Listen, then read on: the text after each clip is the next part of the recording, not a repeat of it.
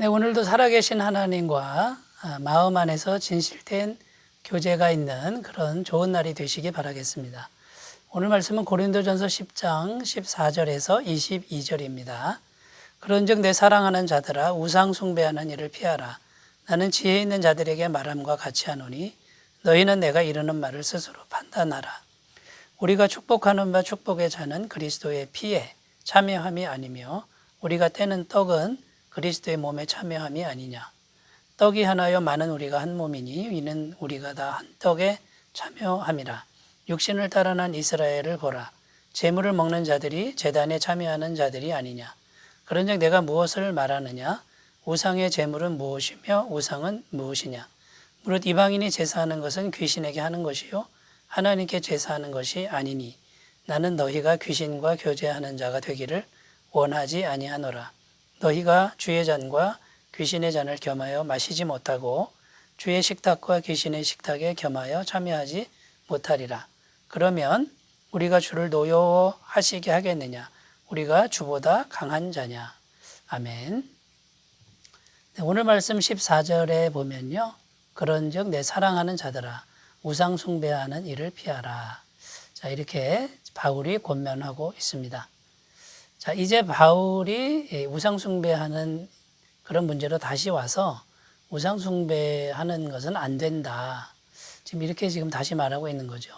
앞의 내용이 뭐냐면 구원받은 이스라엘 백성들도 엄청난 기적으로 구원을 받았지만 결국 광야에서 우상 숭배하다가 멸망당했다라는 그런 이제 이야기인 것이죠.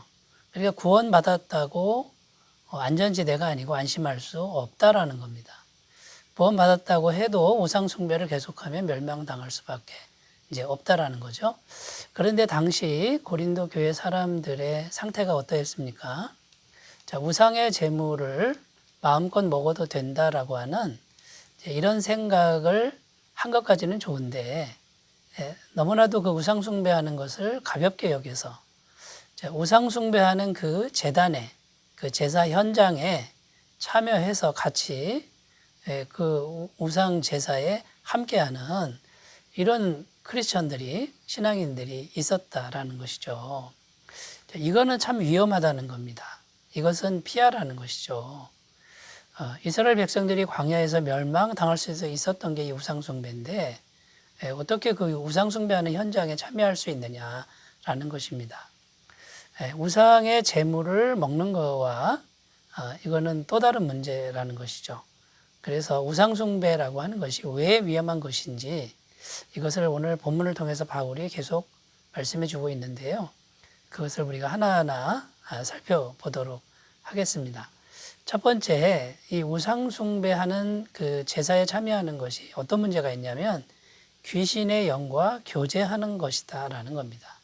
20절 말씀, 무릇 이방인이 제사하는 것은 귀신에게 하는 것이요 하나님께 제사하는 것이 아니니 나는 너희가 귀신과 교제하는 자가 되기를 원하지 아니하노라. 여기 보면 귀신과 교제하게 된다라는 표현이 나오죠. 자, 우상숭배 제사는요, 귀신에게 하는 것입니다. 그 현장에 귀신이 와가지고 역사를 하는 것이죠. 자, 시장에서 파는 제물, 우상에게 바쳐졌던 그 음식은 먹을 수 있다라고 하지만은 그 제사의 현장에 참여하는 것은 거기에 귀신이 와서 역사를 하기 때문에 귀신과 교제하는 이제 이런 참으로 안타까운 엄청난 그런 일들이 벌어진다라는 것입니다. 자, 그래서 사도 바울이 또 무슨 예를 드냐면 성찬식 예를 드는 겁니다. 우리가 그리스도의 피에 참여하고 그리스도의 떡에 참여하는 것이죠.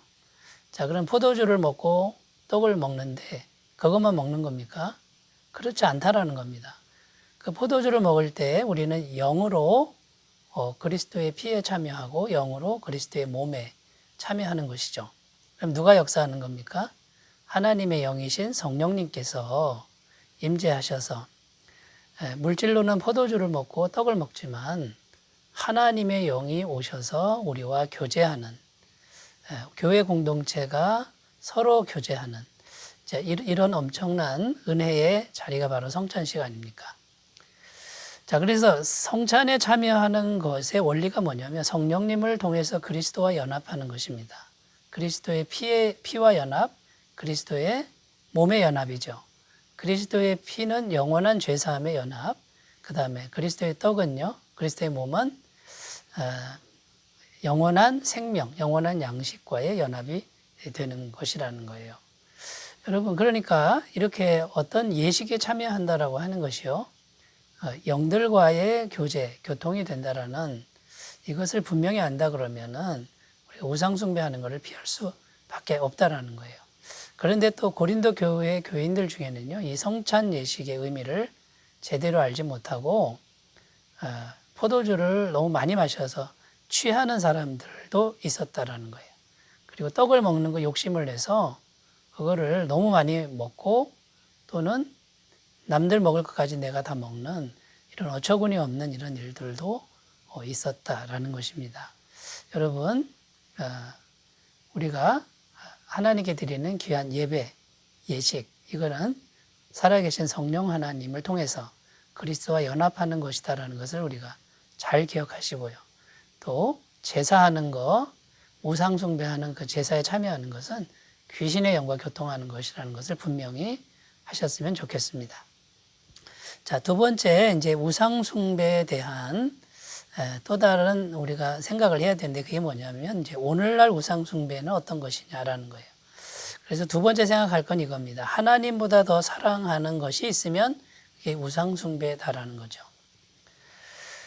오늘날에 하나님보다 더 사랑하는 것이 뭐가 있을까? 두 가지로 나눠 생각할 수 있습니다. 첫 번째는 눈에 보이는 우상들이 여전히 있다라는 것이죠. 두 번째는 눈에 보이지 않는 우상들도 있다라는 것인데, 첫 번째, 일단 눈에 보이는 우상들이 여전히 있는데요. 오늘날 한국에도 보면 장승에 절하고 제사하는 사람들이 있죠. 단군상, 그 다음에 가정에서 드리는 제사, 또 불상, 특히 이 불상이 아주 크고 또 기괴하면은 관광객들이 얼마나 많이 오는지 모릅니다. 거기서 수도 없이 절을 하고 돈도 갖다 바치는 이런 경우가 여전히 아직도 존재하고 있다라는 것이죠. 또 눈에 보이지 않는 우상, 이것이 진짜 우상인데 이제 어떤 것들이 있냐면 물질, 돈, 명예, 권력, 사상, 과학도 우상이 되죠. 그 다음에 성적인 것. 자, 이런 부분들도 오늘날 여전히 우상으로 존재하고 있습니다. 그 모든 것의 뿌리가 되는 게 뭐냐면 성경은 탐심이다 이렇게 증언합니다. 골로새서 3장 5절에 보면 탐심은 우상숭배니라. 자, 이렇게 말하고 있는 거죠. 여러분, 탐심이 왜 생기느냐면요. 이 욕심내는 마음은 하나님과 단절된 증거입니다. 하나님은 어떤 분입니까? 모든 것의 창조자이죠. 모든 것의 근원이시고 모든 것을 가지신 분인데 그분과 우리 마음이 연결되어 있으면 자족하는 마음이 생기고 충분하다는 마음이 생깁니다. 그런데 하나님과 단절되어 있는 상태가 뭐냐면 자꾸 욕심을 내는 거예요. 부족하다고 생각하고 결핍 증세가 있기 때문에 욕심을 내고 내가 많이 가지기 위해서 다른 사람과 경쟁하고 심지어는 다른 사람을 죽이기까지 하는 것이죠. 그러니까 이 탐심은 우리의 결핍된 마음의 또 다른 갈증, 또 다른 갈망 이렇게 표현할 수 있는 것입니다. 이 탐심에서 모든 악이 생겨난다고 성경은 증언하는데요. 디모데전서 6장 9절입니다. 부활이 하는 자들은 시험과 올무와 여러 가지 어리석고 해로운 정욕에 떨어지나니 그 사람으로 침륜과 멸망에 빠지게 하는 것이라. 좀 더 가지려고 하는 사람에게서 모든 악이 나온다. 그러니까 우리가 우리 마음에 하나님을 잘 모시고 그분으로부터 모든 것이 임할 수 있다라는 이 믿음을 가지면 탐심을 극복할 수 있다라는 것입니다. 우리는 날마다 마음의 선택을 해야 합니다. 하나님을 선택할 것이냐, 탐심을 선택할 것이냐. 이게 날마다의 영적 싸움이라는 것이고요. 날마다 하나님을 마음에 모시고 욕심을 내려놓는 이런 승리의 길을 가시기를 바라겠습니다. 자, 세 번째입니다. 세 번째. 자, 하나님의 마음을 우리가 세 번째 살펴보길 원하는데 우리가 우상 숭배할 때 하나님은 어떤 마음이실까라는 거예요. 자, 첫째는 온전한 마음이 아니라고 하나님이 평가하신다라는 거죠. 두 마음이구나. 너 두 마음이구나. 이렇게 말한다는 거죠. 21절 말씀에 이렇게 기록하죠. 너희가 주의 잔과 귀신의 잔을 겸하여 마시지 못하고 주의 식탁과 귀신의 식탁에 겸하여 참여하지 못하리라. 겸하여 마시고 겸하여 참여한다. 이렇게 표현하고 있습니다. 자, 이거는 겸하여 섬긴다라는 의미와 일맥상통합니다. 그러니까 마태복음 6장 24절에 보면 한 사람이 두 주인을 섬기지 못할 것이다. 겸하여 섬기지 못한다. 두 주인을 어떻게 섬길 수 있겠느냐라는 거죠. 그래서 하나님은 이건 두 마음이고 이 두 마음은 부정한 마음이다 라고 지금 평가하시는 거죠. 야고보서 4장 8절입니다. 하나님을 가까이 하라. 그리하면 너희를 가까이 하시리라. 죄인들아 손을 깨끗이 하라. 두 마음을 품은 자들아 마음을 성결케 하라. 자, 마음을 성결케 하라. 누구에게요?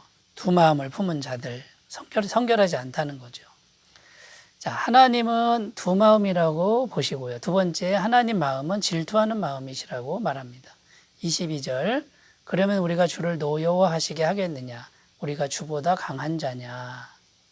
자, 노여워하신다 이렇게 되어 있는데 왜 노여워하시냐면요. 질투하는 마음 때문에 그렇습니다. 출애굽기 34장 14절 너는 다른 신에게 절하지 말라. 여호와는 질투라 이름하는 질투의 하나님임이라. 자, 이건 인간적인 질투심이 아닙니다. 하나님만이 영광 받으실 유일한 분이죠. 그런데 헛것에게 경배하고 마음을 주는 것. 그것을 하나님 속성이 어떻게 가만 보겠습니까? 이거는 거룩한 질투라는 것이죠. 여러분, 이 하나님 마음을 우리가 잘 이해하시고 잘 헤아려 드리시는 귀한 마음을 가지셨으면 좋겠습니다.